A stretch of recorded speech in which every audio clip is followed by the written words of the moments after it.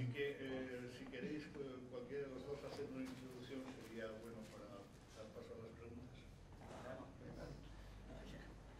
Bueno, pues gracias por su presencia aquí. Estamos súper felices de venir a presentar la película aquí en Málaga. Para mí es una primera vez en Málaga, creo que para Fernando también. Es todo un placer de conocer la ciudad y su gente, muy amable. La película Insumisa, bueno, no sé si ya la han visto, ¿no la han visto? Supongo que la habéis visto, ¿no? Sí, ok, sí. Ok. Bueno, qué decir, fue una película que se hizo en 2017, un proyecto que nació ya en 2010, hace unos cuantos años, coproducción suiza-cubana, primera coproducción oficial entre los dos países. Y bueno, la idea viene, ¿no? En 2004-2005, yo estaba estudiando en Cuba y soy suiza, estaba estudiando en Cuba cine y me comenta un productor cubano de esta historia, me dice, ¿tú conoces a Enriqueta Faber? Ese personaje suizo que en Cuba es bastante conocido, en Suiza nadie la conocía. Cuando me contó esta historia me quedé maravillada y enseguida pensé que había que hacer una película, que era una historia muy impactante. Así nació el proyecto poco a poco, hasta que ya en 2010 pues, empezamos a trabajar el guión con Fernando y al final se pudo rodar en 2017. Bueno, como introducción, no sé qué más después, que puedan hacer sus preguntas todos. Sí, es importante decir que es la primera, tú lo decías, coproducción entre Cuba y Suiza, entre Bohemian Films de André Martin y el ICAI. También es la primera película en que trabaja Sylvie Testud, en una película cubana. Creo que eso permitió también que se pudiera conseguir el financiamiento total de la película. Y hasta ahora la película en estos momentos se está exhibiendo, se está estrenando en los cines de Cuba, empezó en La Habana, antes se había exhibido en el Festival del Nuevo Cine Latinoamericano y tuvo también una presentación en el Festival de Derechos Humanos en Ginebra. Y ahora es aquí en Málaga donde realmente vamos a tener nuestra primera confrontación con un público internacional. Bueno, en todo caso es un gran honor tenerte con nosotros, Fernando, porque tienes detrás una filmografía absolutamente envidiable, ¿no? Y estupenda. Pasamos a las preguntas. Bien, por romper el fuego un poco, ya que no está Conchita por ahí rompiéndolo, pues lo romperé yo. Que decía, aparte de que vi la película ayer y enhorabuena a ambos, os decía antes que Sylvie Testud es muy conocida en Valencia, en España. Y entonces enseguida sabes que no es un hombre. Entonces, esa pregunta sería importante para que la desvelarais. Cómo el caso en Cuba se conoce y en Suiza no. Y en Suiza, que he estado en varios festivales, en Locarno y en Bebé, la pregunta sería si la película es más suiza que cubana. Eso sería para Fernando y para el productor. Si es más suiza que cubana o más cubana que suiza o qué. Porque la película habla en francés, que era con subtítulos en inglés. Os lo digo para que lo sepáis, para que sepáis la proyección como se ve. Cada vez que hablan francés es con subtítulos en inglés. Entonces, o entiendes francés, o entiendes inglés, o no entiendes nada. Y el festival es en español. Te veo un poco confuso hoy, Antonio. Bueno, confuso. La pregunta hoy solo no. Bueno, vamos a tratar de darle una respuesta más confusa todavía. Porque yo no sé si es cubana, suiza o de dónde es la película. Solamente sé que, bueno, es una película que más allá de las nacionalidades sí tiene la intención de tratar un tema humano. Yo pienso que eso es lo que define generalmente, ¿no? Al menos las motivaciones de hacer una película. Claro que a la hora de hacerla influyen muchos los condicionamientos del lugar donde tú la filmas, etc.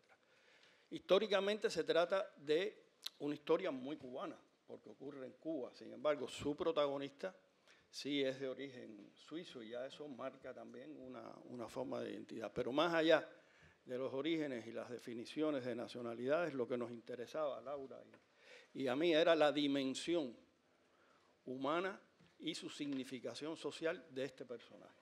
Un personaje femenino que se adelantó a su tiempo, al menos desde nuestra perspectiva, no solo porque hubiera desafiado y roto todas las convenciones de género, sino también que, al menos queremos mostrarla así en la película, fue una mujer que luchó contra todos los prejuicios, ya fueran de orden social, religioso, humano, ético, moral.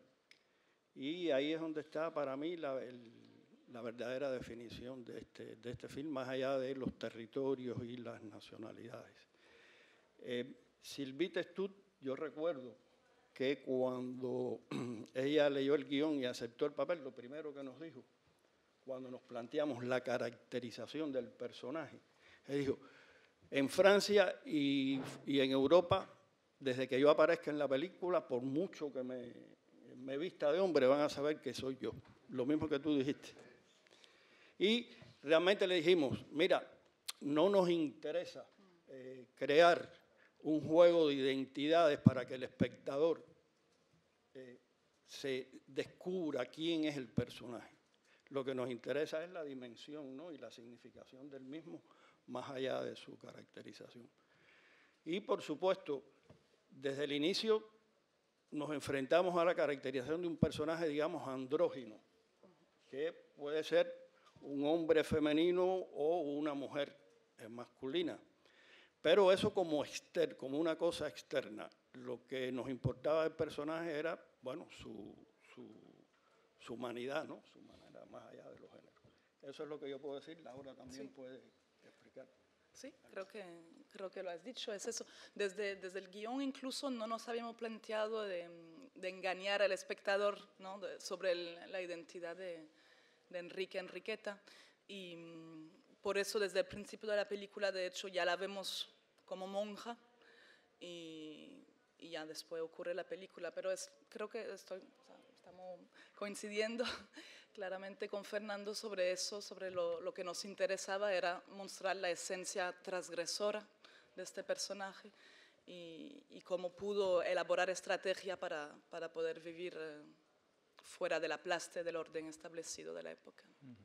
Sí, debemos decir que, por ejemplo, Sylvie se empeñó mucho en aprender los diálogos en español. Sí, porque no hablaba español. No hablaba español y durante 3 meses se preparó para... Bueno, y nos gustaba la manera en que ella habla el español porque en la realidad también el acento extranjero no es fingido, es real. Lo que no tengo yo tan claro es que Sylvie Testud sea tan conocida en Valencia, no sé, pero en el resto de España me temo que no.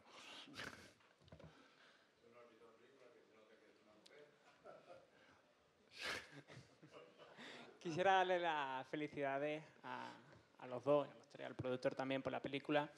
Me gustaría saber hacer una historia hermosa sobre la libertad, no solo de la mujer, sino también de la esclavitud, que aboga por la educación y la sanidad universal. Me gustaría saber acerca de esa historia original, cómo se conoce, qué hay de ficticio en la película o que no se sabe, cómo es esa historia, y acerca del trabajo de la codirección de los dos. Creo que es la primera vez, Fernando, ¿no? Sí, que estás codirigiendo, cómo ha sido de esa labor. Muchas gracias. Bueno, sobre la historia, ¿no? En Cuba hay muchísimos material, hay incluso varios proyectos de película, hay un documental que se hizo en el principio de los años 2000, hay libro, mucha literatura del siglo XIX, del siglo XX. Hubo una novela de Benítez Rojo que se hizo, Mujer en traje de batalla. Más recientemente hay un antropólogo cubano, que hizo también un estudio muy riguroso que se llama Julio César González Paje. Pero los archivos las fuentes más directas que hay son los archivos del juicio, porque hubo juicio. Y eso sí pudimos acceder a ello y ahí fue que realmente tuvimos una base más rigurosa desde el punto de vista histórico para trabajar la historia. Después tomamos mucha libertad, o sea, no es una película 100% real, histórica. sino que pusimos muchos elementos de ficción. Lo que es real, si podemos separar lo real de la ficción, es el juicio, es el hecho que esta mujer llegó en este año en Cuba, que vivió 3 años ahí, que ejerció la medicina, que se casó con Juana de León, todo eso es verdad, todo eso hay fuentes. Ya la parte más íntima eran las partes más difíciles de aprender, porque eso sí, cómo pasó realmente con Juana, en qué momento Juana se enteró del verdadero sexo de Enrique, eso sí, eran cosas muy imposibles, ¿no? de palpar. Ahí fue que dejamos la imaginación correr. Eso sobre esta parte de real y ficticio. Y sobre la codirección, bueno, ya podrá contar Fernando también, para mí fue muy, muy, muy enriquecedor. Ya se puede imaginar, una diferencia grande porque Fernando tiene como lo acabas de mencionar, una carrera muy, muy importante. Yo no, es mi primer largometraje como codirectora y fue muy enriquecedor, creo que colaboramos muy bien, quizás porque éramos tan diferentes. Y tuvimos realmente, el hecho de escribir juntos el guión creo que nos ayudó mucho porque ya teníamos mucha sensación en común, muchas imágenes que ya teníamos claras antes de empezar el rodaje y a la hora de codirigir pues se nos hizo muy fluido realmente. Yo creo que sí, porque por ejemplo es inimaginable decir, bueno, una codirección entre una muchacha joven, un cineasta de más experiencia, no digo de más edad. Y bueno, pero ocurrió así. Y yo pienso porque quisimos ser transgresores también, como la propia Enriqueta Faber, porque ambos defendemos mucho el cine de autor y sabemos que la dirección de una película tiene mucho de subjetividad, de intuiciones personales, etcétera. Y entonces, ¿quién toma la decisión frente a una toma en algún momento, etcétera? Pero eso fue creciendo. Yo recuerdo que cuando Laura, que tuvo la idea original y fue la que encontró incluso la posibilidad de coproducción con un productor suizo, y en la medida que íbamos haciendo el guión, como que fue creciendo, ¿y por qué no lo dirigimos juntos? Porque realmente yo pienso que también, además de esa decisión de comunicación, esta película es una película de mujeres, es decir, aquí no solo porque los papeles protagónicos sean de 2 personajes femeninos, sino porque hay una sensibilidad, una mirada hacia el mundo de la mujer, que yo he trabajado en otras películas, pero en esta sentía que Laura podía realmente aportar muchísimo en ese sentido y su participación ahí sí fue fundamental en el trabajo con las actrices.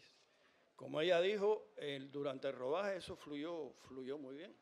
No, en algunos momentos teníamos dudas de cómo hacer y sobre todo donde más distintos puntos de vista tuvimos fue en el proceso de montaje, de edición, donde ya uno tiene la película, entonces decide, bueno, esto lo podemos editar de esta manera. Y lo que hicimos en ese momento es que hacíamos las 2 versiones. Y después, bueno, se quedaba una necesariamente. El porciento fue casi 50-50 en el final. Y fue una experiencia muy linda, yo creo, donde realmente yo aporté mi experiencia, Laura toda su audacia de la primera vez, que eso es muy, muy importante, y fue muy linda la experiencia. Siguiente pregunta. Ahí. En primer lugar, enhorabuena por la película. Desde el desconocimiento, el personaje de Juana al final va en busca del niño que educan a Liberato, se llamaba.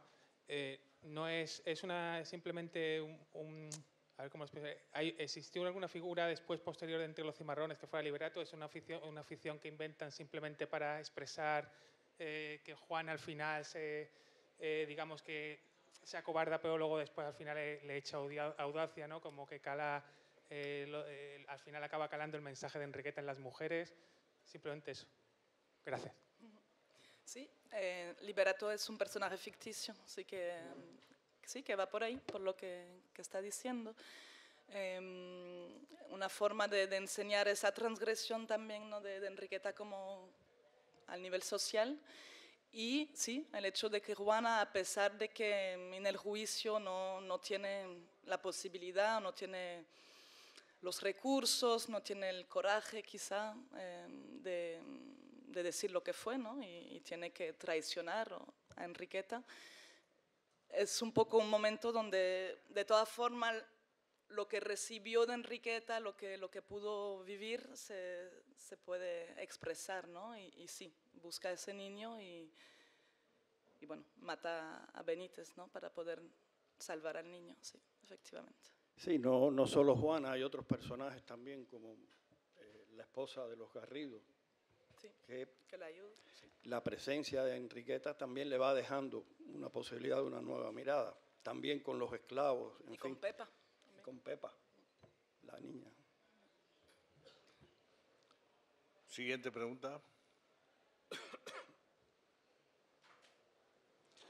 Bueno, pues nada. Sí, allí.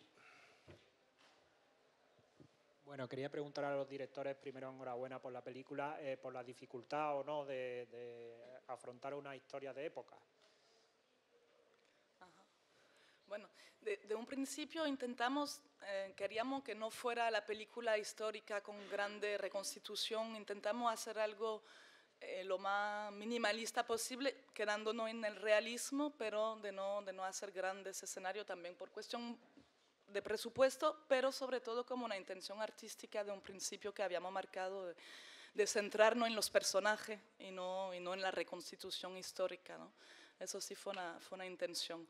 Después dificultades, sí, pues además en Cuba a veces hay dificultades por el mismo bloqueo, ¿no? Me recuerdo que teníamos un problema con las velas, que no había la materia prima para hacer las velas. Durante un proceso de preproducción había un cierto estrés con si se iba a lograr hacer todas las velas requeridas, pero en Cuba pasa eso un poco que es mágico, que al final todo se resuelve.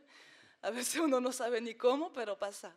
Realmente nosotros pasa. Le llamamos el invento. El invento. Y al final se logró, ¿no? Incluso por los vestuarios también hubo un corretaje un poco para las vestuaristas porque eran muchos trajes que preparar, trabajaron muchas costureras, un gran equipo para lograrlo y se hizo posible, sí. Y no sé, me imagino que aquí el mes de agosto es tan caluroso como en La Habana, pero claro. Imagínense esos actores con esos vestuarios, etcétera. Nosotros nos tocó filmar en esa misma época. Pero agrego a lo que dice Laura también que yo creo que la película se pudo terminar y realizar a partir de las condiciones y el presupuesto que teníamos, porque teníamos la infraestructura también profesional del ICAI, del Instituto de Cine. Y yo creo que eso generalmente se dice, no, sí, el equipo nos compenetramos, nos llevamos muy bien, pero en este caso sí fue de verdad.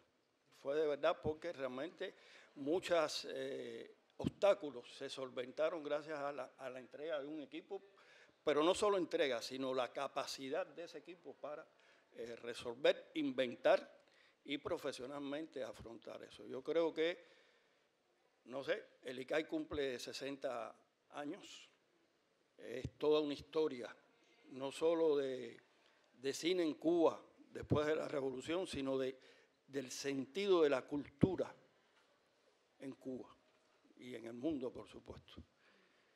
Y nada, nos sentimos muy felices de estar aquí en Málaga por primera vez con esta película cubana a los 60 años del ICAI. Muchas gracias.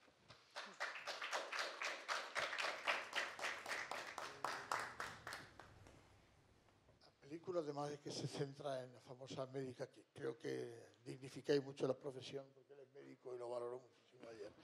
Creo que la película tiene muy mala leche en todos los ámbitos, porque es que habla del tema de la esclavitud, el tema del rico pobre, el tema de la homosexualidad, es decir, que toca muchos campos.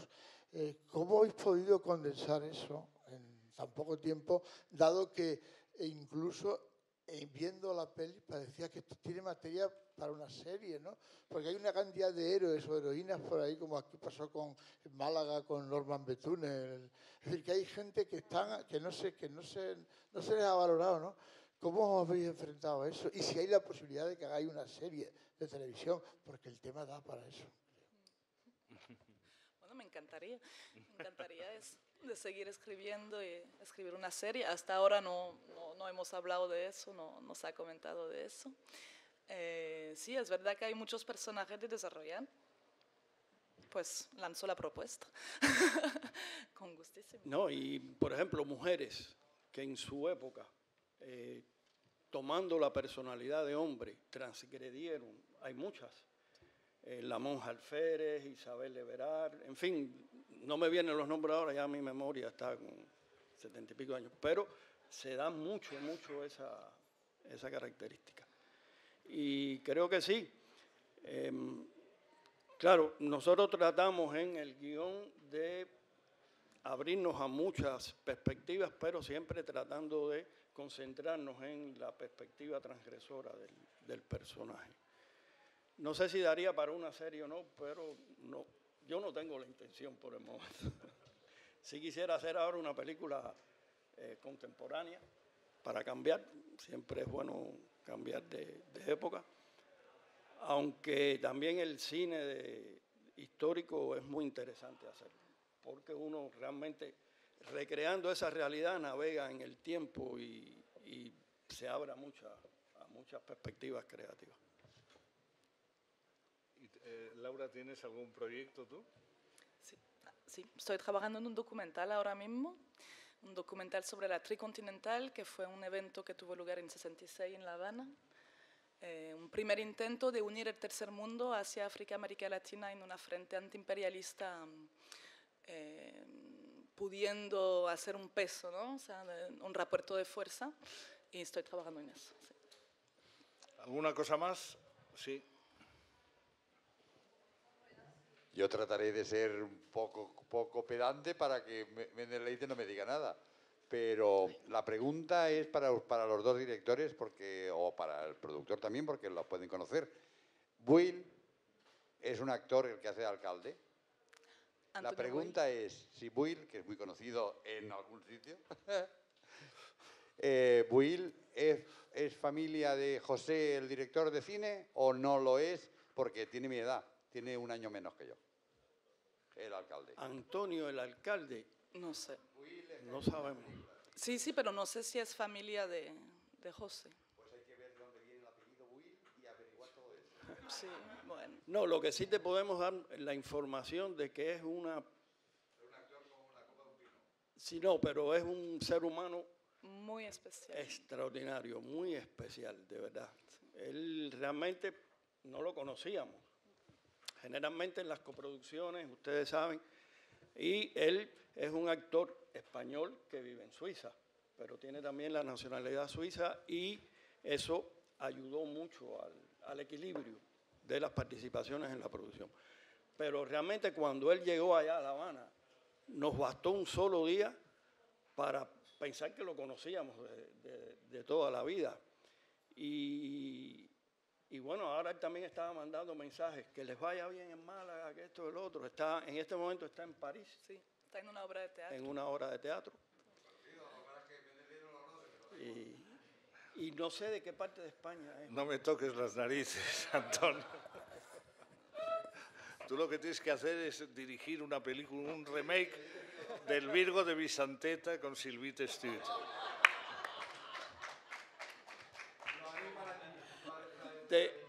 Te invitamos a La Habana para ese 61 aniversario del ICAI. Bueno, pues muchas gracias al equipo de Insumisas. Gracias. Suerte.